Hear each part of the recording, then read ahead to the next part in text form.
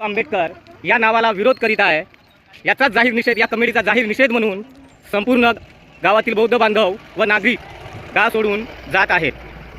ज्यांना कुणाला हा व्हिडिओ सापडेल त्यांनी समोर पाठवून नवरगाव येथील बौद्ध बांधव यांना सहकार्य करावा अशी मी विनंती करीत आहो. व आपल्याला कुठल्याही प्रकारची मदत जर लागेल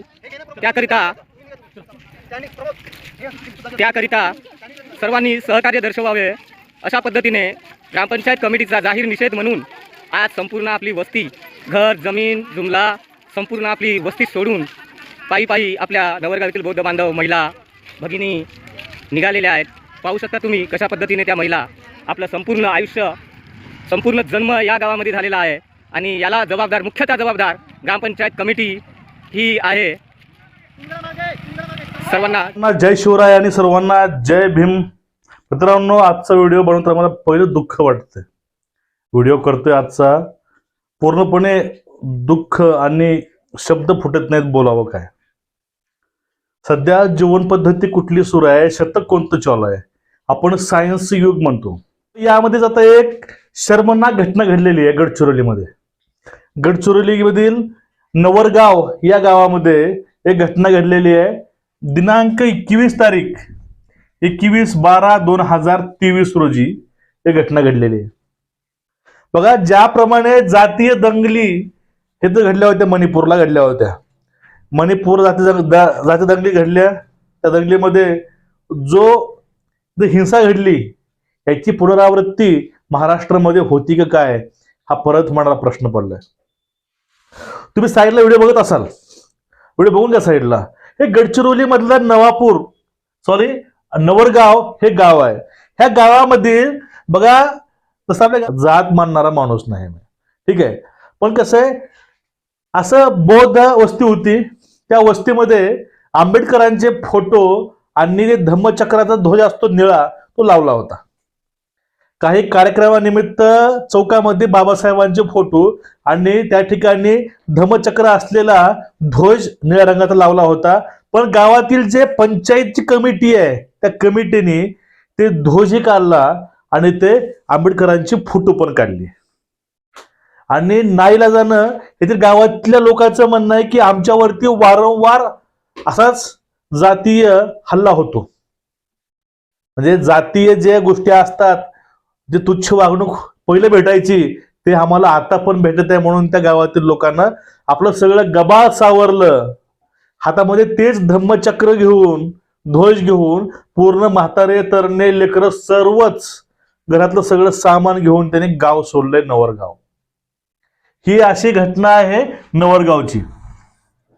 आणि या गोष्टीवरती कुठेही वाचता नाही, कुठं न्यूजला नाही, कुठे मीडियामध्ये नाही, काय नाही. मीडिया खरंच विकली आहे आता, असं मला वाटायला लागलं ही गोष्टी बघून. बघा, आता ज्या प्रकारे मणिपुरामध्ये जे घटना घडल्या, त्या घटनाची पुनरावृत्ती महाराष्ट्रामध्ये व्हायला नको आहे, याकडे लक्ष आपलं पाहिजे. त्यामुळं तुम्ही कुठेही व्हिडिओ बघत असाल, आज एक लाईक व्हिडिओ शेअर करा अगोदर, ठीक आहे. बघून घ्या आता, ज्या जातीमुळे ह्या गोष्टी घडत आहेत, बौद्धावरती जे असे संकट आले, नेमकं समजून घ्या. आता आपलं शतक कुठलं, सायन्स युग चालू आहे सध्या. माणूस पृथ्वीवरती, चंद्रावरती गेला. पूर्वी लोक म्हणायचे की 7 समंदर पार करू नये, पण 7 समंदर पार करून लोक चंद्रावरती गेले. आणि जो भारत देश, जो आपला भारत देश आहे, भारत देश ज्याच्या संविधानावरती चालतंय, त्यांच्या घटनेवरती चालतंय, ते बाबासाहेब आंबेडकर. बघा, माणसानं रस्त्यानं चालताना कुठल्या साईडनं चालावं, तुमचे हक्क काय आहेत, तुमचं शोषण कोण करू नये, त्यामुळं त्यांनी घटना लिहिली. पूर्ण जगाचा अभ्यास करून त्यांनी घटना लिहिली आणि घटना लिहून त्यावरती पूर्ण देश चालतोय. बाबासाहेबांचा अभ्यासक्रम आउट ऑफ कंट्री, जे बाहेरची विद्यापीठ आहे त्यामध्ये शिकवला जातो शाळेमध्ये बाबासाहेबांविषयी. बाबासाहेबांचा बाहेर सन्मान होतोय, भारताबाहेर जगामध्ये कुठंही. पण भारतामध्ये, आपल्या स्वदेशामध्ये ह्या गोष्टी होणं म्हणजे शर्मनाकपणा आहे. आणि इथं आपली सर्वांची हार झालेली आहे. हा विषय राहिला इथला नवरगावचा. ह्या नवरगावला जे घटना घडली, ह्या घटनेचा मी जाहीर निषेध करतो. ह्या घटना झाल्याच नाही पाहिजे. भारतामध्ये काय, महाराष्ट्रामधल्या प्रत्येक गल्लीमध्ये बाबासाहेबांचे आणि शिवरायांचे नावाचे फलक असलेच पाहिजे. कारण आपल्या जी नवीन पिढी येईल त्यांना समजून जाईल बाबासाहेब कोण होते, शिवाजी महाराज कोण होते, या दोघांनी कार्य कुठले केले, कामं काय केले, हे लोकांना काही कळणार आहे. जर आपण तर यांच्याविषयी काही दाखवतच नाही लेकरांना आपल्या, मग कळणार कसं बाबासाहेब कोण होते, शिवराय कोण होते. त्यामुळं गावागावात नाही, प्रत्येक गल्लीमध्ये यांच्या नावाचे फलक असले पाहिजे. ठीक आहे. आता बाबासाहेब कुणाचे आहेत? बाबासाहेब कुणा जातीचे नाहीत. बाबासाहेब एक चळवळ आहे. बाबासाहेब हे भारताचं भविष्य होते. त्यामुळं आज आपलं भविष्य आहे. त्यामुळं कलम 19 नुसार मी तुमच्या पुढे आज बोलतोय स्पष्टपणे, माझं मत मांडतो मी आज. हे पण उपकार माझ्यावर बाबासाहेबांनी केलेले. तुमच्या समोर मी माझे मत मांडतो, ते मत मांडायचे सुद्धा माझे उपकार आहेत बाबासाहेबांचे, म्हणून मी बोलतोय आज. पण ज्या हरामखोरांनी, ज्या कमिटीने, जी कमिटी गडचिरोलीची आहे ह्या पंचायतची, ह्या कमिटी हरामखोर बाबासाहेबांनी जे सगळं लिहिले त्याच्यामध्येच कामाला आहेत, त्यामध्येच पंचायतीत कामाला. त्यांचं कायदेशीर संरक्षण घेऊन पंचायतचं कायद्याचा पूर्णपणे फायदा घेऊन बापाला विसरले हे अवलादे. जो आपण बाप म्हणतो, शिवरायांना आणि भीमरायांना मी महाराष्ट्राचा बाप म्हणतो. यांनी जगायला शिकवलं, जगायचा दोघांनी मार्ग दाखवला.